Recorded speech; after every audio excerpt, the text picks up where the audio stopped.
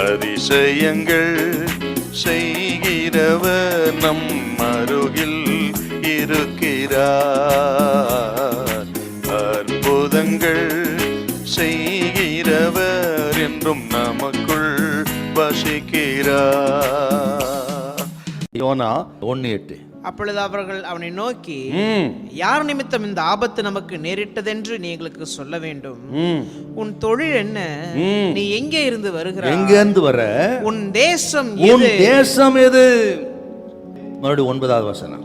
அதற்கு அவன், நான் எபிரேயன். நான் எபிரேயன்.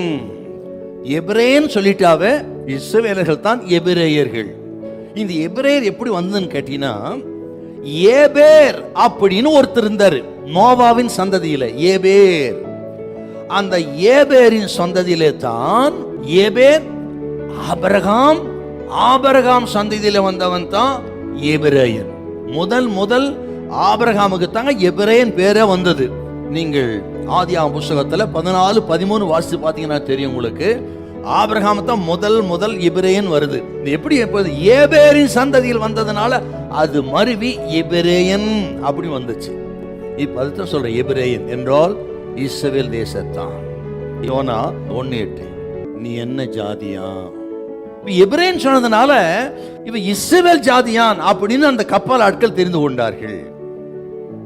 நீங்களும் நான் இந்த உலகத்துல யாருன்னு கேட்டா நம்ம ஜாதின்னா அந்த ஜாதி இதெல்லாம் இல்ல, அது சொல்லவும் படாது. நமக்கெல்லாம் வேதம் அட்டகாசமா சில பேரை கொடுத்துக்குது, அதுதாங்க நம்ம ஜாதி. என்னன்னு கேட்டா 2 Corinthians 11:2 படி கிறிஸ்து என்ன ஒரே புருஷனுக்காக நியமிக்கப்பட்ட கற்புள்ள கன்னிகை, அதுதான் நம்ம ஜாதி. கிறிஸ்து தலையா இருக்கிறார், நாமெல்லாம் சரீரமாகிய சபையா இருக்கிறோம், அதுதாங்க ஜாதி. அதைத்தான் சொல்லணும்.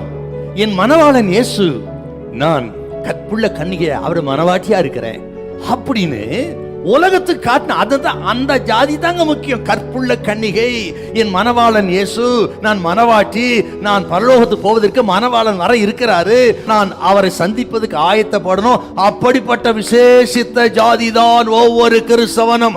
அதை தான் மேன்மைப்படுத்தணும். இந்த உலகம் நம்மை பார்க்கும் பொழுதெல்லாம் அப்படித்தான் பார்க்கணும்.